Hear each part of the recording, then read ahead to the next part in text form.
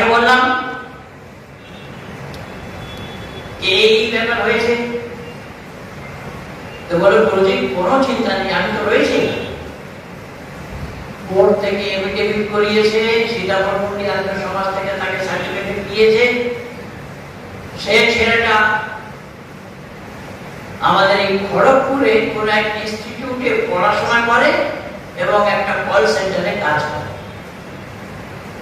তো খড়গপুরে আমার যারা ছেলেরা আমার কাছে আছে ওদের সঙ্গে বলে দিলাম, ওর মাধ্যমে আসছে সরকারি গেজেটেও কাজ এসছে। ও পরিশ্রম করে উকিলদের সঙ্গে পরামর্শ করে সরকারি গেজেটেও এসে গিয়েছে। তো যাই হোক, এইসব কাজ আর্য সমাজের কাজ, আর আর্য সমাজ জন্মকাল থেকে এই কাজ করে আসছে। গতকাল আমি মাননীয় যোগী আদিত্যনাথজির একটি ভিডিও মোদিজিকে পাঠিয়েছিলাম। রাজা শর্মার সঙ্গে উনি আপনি আদালত এই কাজ করেছেন। একজন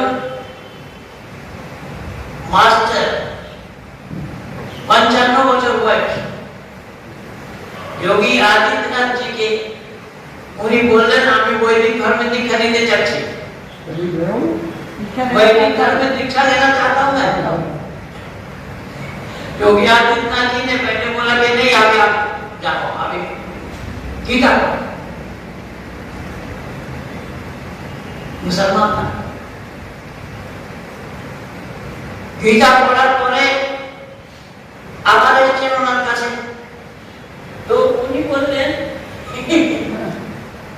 तो प्रचार करते हैं, উনি বললেন এই পুস্তকটি পড়ো, সত্যান্ত প্রকাশ করো। দূরদর্শনে হচ্ছে এসব, টিভি চ্যানেলে হচ্ছে এসব। ঈশ্বরের কৃপা, যোগী আদিত্যনাথজি আর্য সমাজের সঙ্গে অনেকদিন ধরে জুড়ে আছেন। ওই এলাকায় এনার গুরু বাবা আবাইদুল্লাহজি যখন ছিলেন, ওই এলাকায় যত পরামর্শের কার্যক্রম হয়েছে আমাদের সমস্ত গোরখনাথ মন্দিরে আমাদের পড়া হতো, রাত্রি নিবাস ওখানেই হতো। আমরা পরে প্রচার করতে পেরেতাম আদি সমস্ত রক্ষণাবেক্ষণ মহান আবাইদুল্লাহজি। তো যোগী আদিত্যনাথজি তখন থেকেই আর্য সমাজ সম্পর্কে, ঋষি দয়ানন্দ সম্পর্কে, আমি তো বলবো আপনারা যারা কাঠমান্ডুতে গিয়েছিলেন নেপালে আর্য সমাজের কার্যক্রমে, যোগী আদিত্যনাথজি সম্পূর্ণ বক্তব্য ঋষি দয়ানন্দের উপরে দিলেন। যাই হোক, আমার বলার উদ্দেশ্য সত্য এক এবং অদ্বিতীয়, সেই সত্যটাকে ধারণ করা এ হলো মানবতা, মানুষের কাজ। তাই ঋষি দয়ানন্দ আর্য সমাজের নিয়ম লিখতে গিয়ে তিনি চতুর্থ নিয়মে লিখলেন সত্যকে ধারণ, অসত্যকে বর্জন। সত্য ধারণ করো, অসত্যকে ত্যাগ দাও। আর এই সত্য আর অসত্য, কালকে রাত্রি 8টার সময় একটা প্রোগ্রাম আমার লাইভ স্ট্রিমে আসছে। পাকিস্তানি মৌলানা মুফতি ফজলুর রহমান নামটা, তার সঙ্গে প্রোগ্রাম আমার আছে কালকে রাত্রে 8টার সময়। সেটা আপনারা দেখতে পারেন, लिंक दे दूंगा, घर में बैठे होगा लाइव स्ट्रीम। मोबाइल में होगा क्या? हाँ, तो ऐसे बहुत सारा प्रोग्राम मेरा है।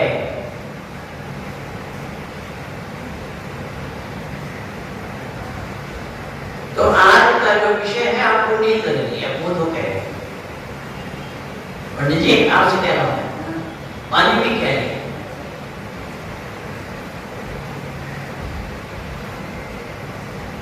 आज के जो विषय माननीय मंत्री जी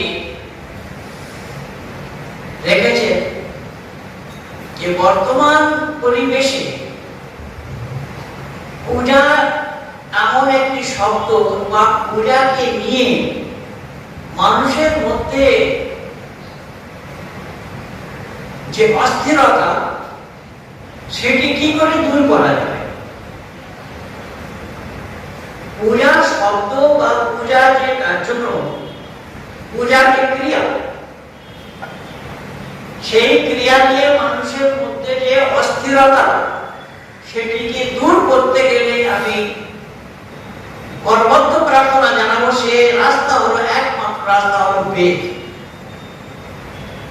বেদ ছাড়া অন্য কোনো রাস্তা নেই। এবং আমি বলছি না বেদেই উপদেশ এসছে, ঈশ্বরের উপদেশ, নানা পন্থা বিদতে আয় আয়। অনেক পথ সঠিক নয়, সঠিক পথ এক এবং অদ্বিতীয়।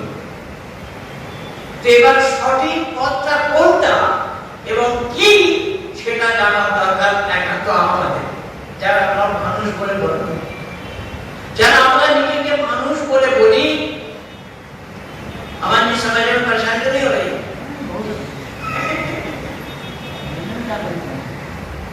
नहीं, वो हमारे बाबू तो हिंदी भाषियों को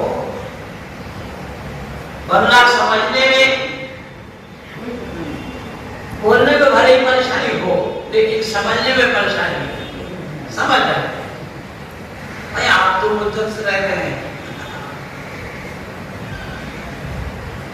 বলার উদ্দেশ্য মিনার বাবু আমার কথাগুলো বুঝতে পারছেন তো? হ্যাঁ, যেখানে অসুবিধা হবে সেখানে জিজ্ঞেস করুন। কোনো ভাষা বুঝতে অসুবিধা নেই, কারণ অনেকদিন অনেক ভাষা তৈরি করা যায়। অ্যাকচুয়ালি আমি সাউথ ইন্ডিয়ায় থাকতাম, ওখানে সাউথ ইন্ডিয়ান ভাষা তেলুগু আমি যেহেতু আছে তামিলনাড়ুতে কম বেশি সব কিছুর সঙ্গে দিয়ে আছে। না, আমি বলছি আমার এই বক্তব্যটা বুঝতে অসুবিধা হচ্ছে না আপনার? খুব সুন্দর লাগছে। আর বাংলা ভাষাটা আপনি বলছেন এবং আমি চেষ্টা করি, আমার দীর্ঘকাল থেকে আমি হিন্দি ভাষায় কাজ করছি, তো ওই জন্য বাংলা বলার অভ্যাস আমার ছেড়ে গিয়েছে। যদিও মূল বাঙালি আমি, কলকাতায় ক্যালকেশিয়ান, তো হিন্দি বলার অভ্যস্ত। 1983 সাল থেকে, 83 তার আগে থেকে হিন্দি দিল্লিতে ছিলাম, হিন্দি পড়াশোনা আমার হিন্দিতে, উর্দুতে, আরবিতে। আমার নাম হলো মহেন্দ্র পাল। যাই হোক, যে কথা আমি বলছিলাম, জি পূজা শব্দটি নিয়ে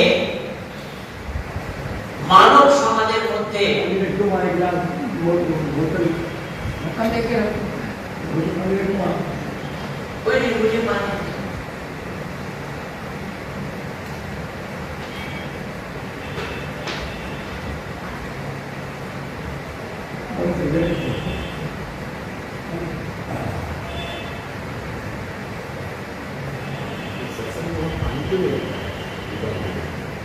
পূজা শব্দটি তৈরি হয়েছে পুজ ধাতু দিয়ে।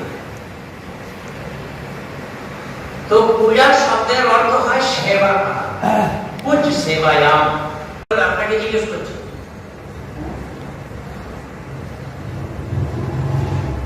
আপনাকে জিজ্ঞেস করছি, কার পূজা করবে মানুষ? কার পূজা করে?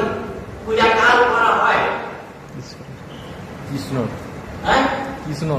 কৃষ্ণ। কৃষ্ণ পূজা করা। কৃষ্ণ পূজা কিরকম করে হয়? এই ধূপ ধুনি দেখালে, মালা তার গলায় পরালে পূজা হয়ে যাবে? না খালি তার নাম উচ্চারণ করলে পূজা হয়ে যাবে? কৃষ্ণ পূজা করবে ঠিক কথা। কৃষ্ণ পূজা করার আগে কি করে পূজা করতে হয় সেটা যদি না জানা হয় তাহলে পূজা হবে কি? কি করে পূজা বোঝাতে পারছি আমি? তারপর তুমি সুন্দর বলেছিলে তোমার এলাকায় আমি অনেকবার গিয়েছি কোনোরকম থাকতে। আমি 6 বছর বঙ্গীয় রাজ্য প্রতিনিধি সভা থেকে প্রচার কার্য করছি বড়বাবুর মাধ্যমে। অনেক জায়গায় পশ্চিমবঙ্গে যাওয়ার সৌভাগ্য প্রাপ্ত। যাই হোক, আমি বললাম কৃষ্ণের পূজা করবো। এই ভদ্রলোক বললেন কৃষ্ণের পূজা করবো, কৃষ্ণের পূজা হয়। তো কৃষ্ণের পূজা হয়, তো কৃষ্ণের পূজা করবো, তো পূজা কি করে হয় সেটা জানতে হবে, না বিনা জেনে পূজা করা যাবে? হ্যাঁ বলুন, বলুন, সবাই শুনবে। সবাই একজন জিজ্ঞেস করলে, একজন বললে সবাই উপকার হবে।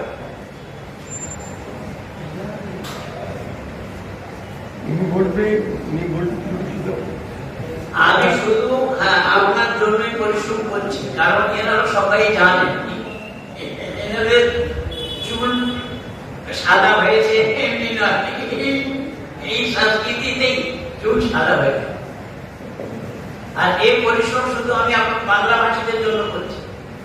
আর মাননীয় মন্ত্রীজিও এই বিষয়টা রেখেছেন জেনে বুঝে, যে মানুষ আসুক সত্য জানার জন্য। সত্যটা কি, সে সত্যটা একমাত্র বেদে আছে, সে বেদে থাকলে তো হবে না, লোকালয়ে নিয়ে যেতে হবে, মানুষদের কাছে পৌঁছাতে হবে, মানুষদের সামনে তুলে ধরতে হবে, তবে সত্য জানা। তো আমি আপনাকে জিজ্ঞেস করলাম যে কৃষ্ণ পূজা হবে, কৃষ্ণ পূজা করবো, কিন্তু কৃষ্ণ পূজা কি করে হবে সেটা জানার দরকার, না বিনা জেনে পূজা করবো? সেটা তো জানার দরকার। জানার দরকার, খুব ভালো কথা। দেখুন, এই লেখাপড়া জানা মানুষদের সঙ্গে কথা বলতে এই জন্য কথা ক্লিয়ার স্পষ্ট হয়ে যায় সামনে, সত্য অসত্য। এবারে কৃষ্ণ পূজা করব, পূজাটা যদি আমরা না জানি তো কৃষ্ণ কারণ পূজা হবে না। তো আগে জানতে হবে পূজাটা কি। পূজার অর্থ এটি নয় ধূপ ধুনি দেখানো, পূজার অর্থ এটি নয় তার নাম সংকীর্তন করা, এটাকে পূজা বলা হবে না। পূজা শব্দের অর্থ হলো সেবা করা। তো সেবা করতে গেলে যার সেবা করব, প্রথমে তাকে জিজ্ঞেস করতে হবে আপনার সেবা করব আমি কি দিয়ে সেবা করব। যেমন এখন প্রধানজি আমাদের রক্ষণাবেক্ষণ করে সমাজে, তাকে বললো আমার গরম জল চাই। খুব ধ্যান দিয়ে শুনতে হবে কিন্তু পারবেন। উনি চাইলেন গরম জল, এক গ্লাস গরম জল কিনে দিল। ওনার দরকার গরম জল, যদি ঠান্ডা জল দেওয়া হয় তাহলে কি উনি সেবন করবেন? জিজ্ঞেস করছি আপনাকে, কি সত্যি বলবো? अच्छा, लेकिन प्याला से आए और परमात्मा की ऐसी अनुकंपा है कि हमारे इस कपड़ा बाजार वाले समाज से इनके पिताजी कभी जुड़े हुए थे।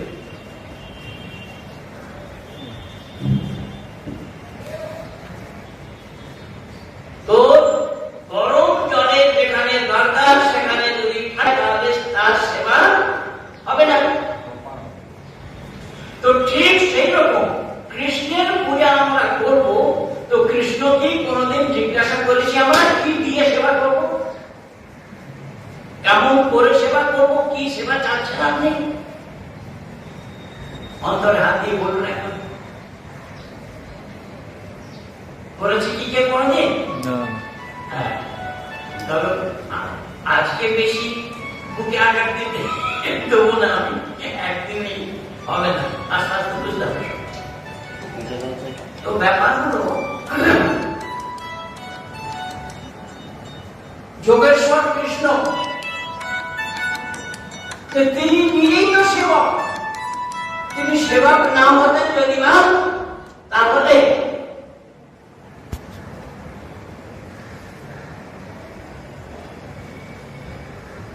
ওনার সহপাঠী কে ছিলেন?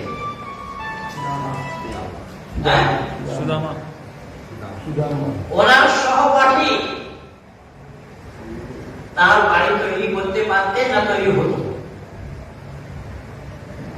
তো তিনি নিজে সেবা করছেন যেখানে, আর আমরা তার সেবা করতে চাচ্ছি, তো কি করে সম্ভব হবে?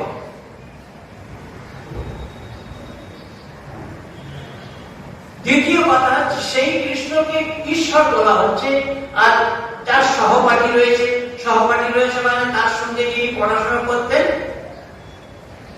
সে তার সহপাঠী।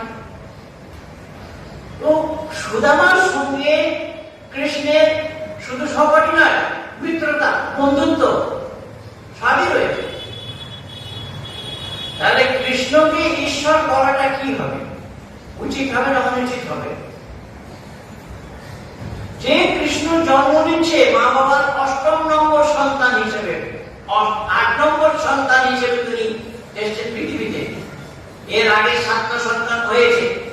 তো সেই সময় একটু ধন্যবাদ দেওয়া দরকার। সেই সময় লোকেদের সেই সময় ভ্যাসেক্টমি বা লাইগেশন অপারেশনের কোনো প্রাবধান ছিল না, যার জন্য 8 নম্বরে হয়ে এসেছে। এখনকার পর্যন্ত কেউ 2 নম্বরে আসতে দেবে না। তো যে জন্ম নিচ্ছে মা বাবার কোলে, মা বাবার কাছে, তাহলে তিনি ঈশ্বর হন কি করে?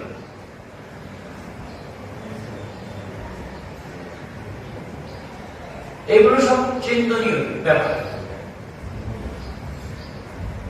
তো এখানে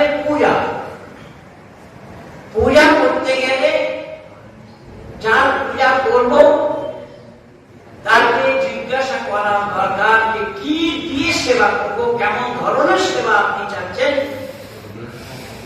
তাকে লেগেছে ক্ষুধা। সুগন্ধি এসে গেছে? হ্যাঁ,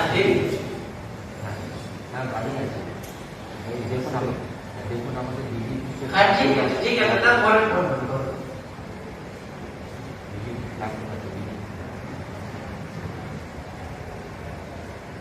যে যোগেশ্বর কৃষ্ণ, তাকে যোগেশ্বর বলা হল,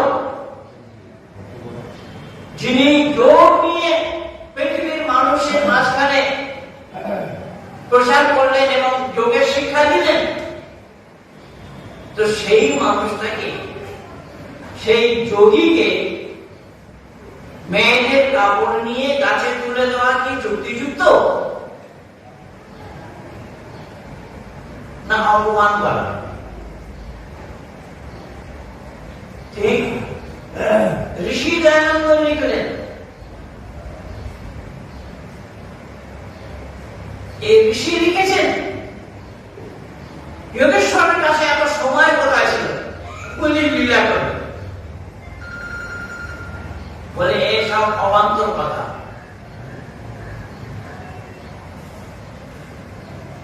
এসব অবান্তর কথা।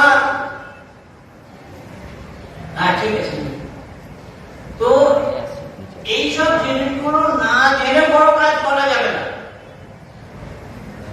এবারে ঈশ্বরের পূজা করতে গেলে ঈশ্বরকে জানতে হবে। ঈশ্বরকে না জেনে ঈশ্বরের পূজা হবে কি? ঈশ্বরকে সেই তো জানলাম না, তাহলে তার পূজা করি কি করে? ঋষি দয়ানন্দ লিখলেন, ঈশ্বরের পূজা হলো ঈশ্বর আজ্ঞা পালন করার নাম ঈশ্বরের পূজা। এবার ঈশ্বরের আজ্ঞা কি সেটাই তো জানার চেষ্টা করিনি। ঈশ্বরের আজ্ঞা কি সেটাই জানার প্রয়োজন বোধ করিনি। চেষ্টা করি যে আমরা জানার প্রয়োজন বোধ করিনি। ঈশ্বর কি আজ্ঞা দিলেন, কি উপদেশ দিলেন, কি করতে বলেছেন আমাদের, সেদিকে খেয়ালই করিনি। সেদিকে খেয়াল না করে ঈশ্বরের নামে আমরা আড়ম্বর চালিয়ে যাচ্ছি, পূজা না। যার পূজা করণীয়, যার পূজা দরকার, করা দরকার, তার পূজা হয়। তো ঋষি মুনিরা বললেন পূজা কার করা দরকার? তো ঋষি মুনিরা বললেন পূজা যদি করতে হয় তো আপনার বই দেওয়া নাম তো এক অগ্নিদেবের পূজা করো, সমস্ত দেবতা এবারে কি করে দেখুন, এখন আপনাদের ওখানে একটা বড় প্রোগ্রাম হলো, দেখলেন সেদিন ছিলেন আপনি ওখানে? না থাকিনি। ছিলেন না? এই বাবার ওখানে একটা বড় প্রোগ্রাম হলো, ওই যজ্ঞ দিয়েই আমাদের প্রোগ্রাম শুরু হয়েছে। যজ্ঞটা কি সেইটাই, সেই বিষয়ে বলা হবে। পূজা, সেখানে পূজা, এই নাম হলো পূজা। আমি বলিনি, মুনি ঋষিরা বললেন। আমার ভাই আমাকেও ছিলেন ওখানে, ইনি কলকাতা থেকে ছুটে পড়ে ওই প্রোগ্রামে গিয়েছেন। আমি যত ধর্মান্ত তত কম হবে আমার দিকে। आप आने पाए, आप अस्वस्थ इसलिए होगी। तो বলার উদ্দেশ্য এই, আমাদের ঋষি মুনিরা বললেন মানুষ মাত্রের পূজা করার দরকার। এটা মানুষই করতে পারবে, অন্য কোন জীবজন্তু পূজা করতে পারবে না। অন্য কোন জীবজন্তুর জন্য পূজা নেই, পূজা শুধু মানুষ মাত্রের জন্য। তো মানুষ যদি পূজাকে না জানে তাহলে পূজা করবে কি করে, কেমন করে করবে? হরে হরে কৃষ্ণ কৃষ্ণ কৃষ্ণ হরে হরে, হরে রাম রাম রাম হরে হরে বললে পূজা হবে না। হরে শব্দের অর্থ হলো সম্বোধন। তো হে রাম বলুন বা হে কৃষ্ণ বলুন, তো তাকে বলতে হবে তো আমি কি চাচ্ছি তার কাছে, সেটা বলা হয়েছে কি? সেটা বলা হয় হরে রাম হরে কৃষ্ণ আরে কি চাচ্ছি আমি সেটা তো বলতে হবে তাকে। আমি তোর সেবা করবো না, তোর কাছ থেকে সেবা নেবো, সেটা তো বলতে হবে তাকে। যেটা না বললে আমার সেবা করা হবে না, তার সেবা নেওয়া হবে না। এই জন্য এই সব জানার বিষয়, জানার দরকার। এখন আপনাদের গাড়ি রেট আসছে, আমরা মানুষ হওয়ার জন্য এটিকে পালন করা যাবে কি? যেমন মনে করুন, প্র্যাকটিক্যাল করে নিন এটা। सामने कुर्सी खाली है साहब, सामने कुर्सी खाली है, पर आए मेहरबानी। ये बाबूजी तो पहले से ही दूर बैठे हैं। ये नजर से बैठे ना आगे। যেমন আপনারা আসছেন, এই চেয়ার বেছানো রয়েছে, চেয়ারে বসছেন। এবারে সব লোক চেয়ারে না বসে যদি এখানে উঠে আসতেন কি হতো?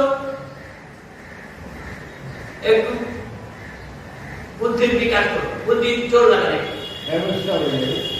অবস্থা হয়ে যাবে। দেখেন, এই লেখাপড়া মানুষের সঙ্গে কথা বললে এই রকম উত্তর পাওয়া যায়। একটাই উত্তরেই সন্তুষ্টি। বসার জন্য চেয়ার লাগানো রয়েছে, সেখানে না বসে যদি সবাই এখানে উঠে যেতেন তাহলে অবস্থা হতো। তো এই ব্যবস্থা জেনেছে কি? কারা জেনেছে? মানুষ। মানুষ বলেই এই ব্যবস্থাটি জানা হয়েছে। তো মানুষ বলে যখন এই ব্যবস্থাটি জানা হয়েছে, তাহলে সেই মানুষের জন্য যে পূজা, মানুষের জন্য যে উপাসনা, সেই পূজা জেনে করতে হবে না অজেনে করতে হবে? হাত জোড় করতে হবে, জেনে বলতে জেনে করতে হবে। অজেনে পূজা হবে না। তো যদি পূজা আমরা জেনে করি তাহলে পূজা হবে, পূজা করা হবে, পূজা করার সার্থকতা হবে। শুধু হাত পা শরীর চোখ কান নাক মুখ থাকলে অথবা কাপড় পরলে মানুষ হব না। ওই জন্য আমাদের শাস্ত্রে বলা হয়েছে মত্ত্বা কর্মণি সিদ্ধতি। মানুষে যে নাকি বিচারপূর্বক কাজ করে, যে বিচারপূর্বক কাজ করে না তাকে মানুষ বলা হবে না। এবারে আমরা সবাই নিজেরা নিজেদের আত্মায় হাত দিয়ে একবার বিচার করি, মন্থন করি যে যারা আজ পূজার নামে এই আড়ম্বর চালিয়ে চলেছে, পূজার নামে আড়ম্বর চালাচ্ছে, পূজার নামে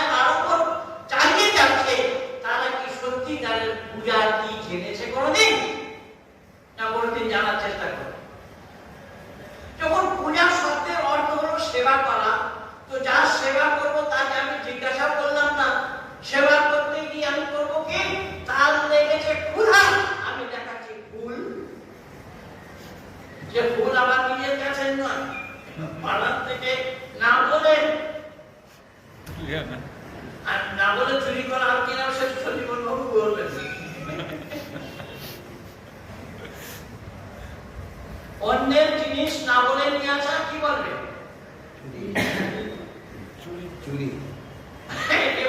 সাধারণ সামান্য জিনিস চিন্তা করবে। আমার কাছে ফুল নেই, আমার কাছে নেই ফুলের, আমি চড়াতে যাব কাকে? ঠাকুরকে। ঠাকুরকে চড়াবো ফুল। অন্যের কাছ থেকে নিয়ে এসে না বলে চুরি করে নিয়ে এসে চড়াবো। তাকে লেগেছে ক্ষুধা, তার ক্ষুধা শান্ত হবে? এবার যদি বলেন যে তার ক্ষুধা লেগেছে কি করে জানবেন?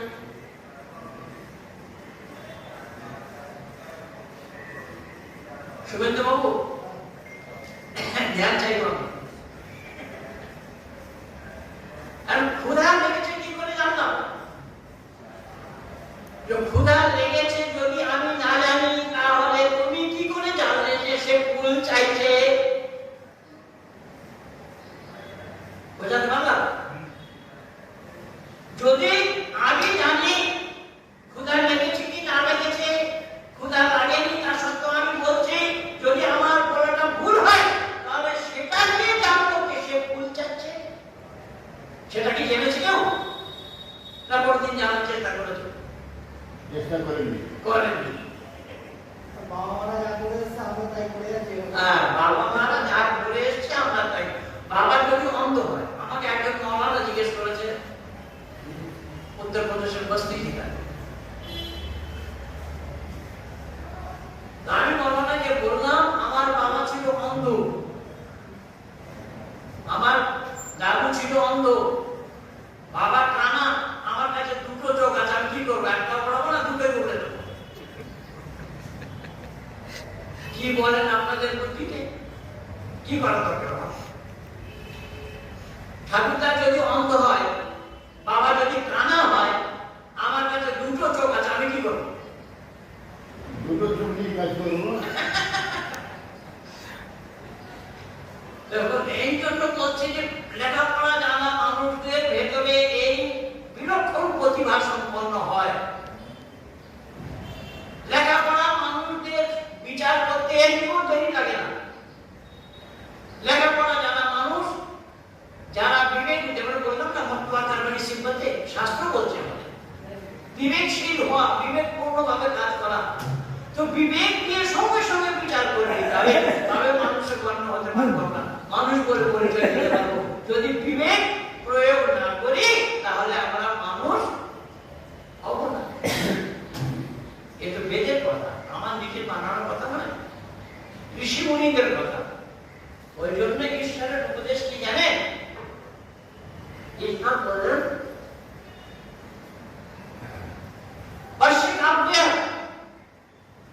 আমাকে দেখো না, আমার রচনাকে দেখো। আমাকে দেখার কোনো দরকার নেই। वेदे बोला है पश्य काव्य मेरी रचना को देखो। की रचना देखते आवे? अरे उसका हो गया है भाई, काय हम क्या परेशान कर रहे हो? बैठे हम तो ये करते समय आए तो रचना ईश्वरेर रचना एक একটা ফুলের রং আলাদা। অনেক ফুল এরকম আছে রং বদলায়, ফুলের রং বদলায়, সাদা হয়ে ফুটলো গোলাপি হয়ে গেল, আমার বাড়িতে লাগিয়ে এই তো ব্যাপার হলো একটা সামান্য যেটা দুব্বো ঘাস আমরা বলি, দুব্বো ঘাস অনেক আয়ুর্বেদিক ওষুধে দুব্বো ঘাসের রস পান করা হয়। এই দুব্বো ঘাস দেখে ঈশ্বর বলছেন এই দুব্বো ঘাস দেখে ওর কাছ থেকে জ্ঞান নাও। কিন্তু আমরা এই যে প্রকৃতির ঈশ্বরের সৃষ্টি, সেই ঈশ্বরের সৃষ্টি থেকে কোনো জ্ঞান নেই এবং বিবেক বুদ্ধিতে তালা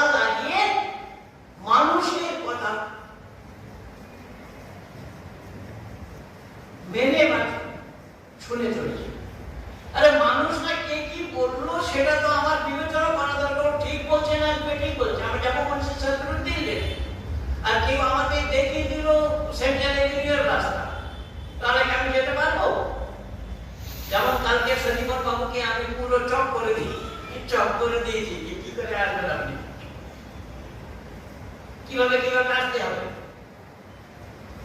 ও বলার উদ্দেশ্য যে মানুষ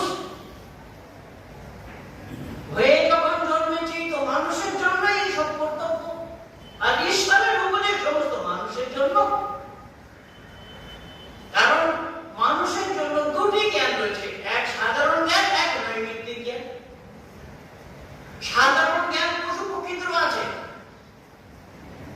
নৈমিত্তিক জ্ঞান সেটা নাকি করাতে হয়, আমরা জানি না এটা আমাদের করাতে হয়, সেটাকে নৈমিত্তিক জ্ঞান বলে।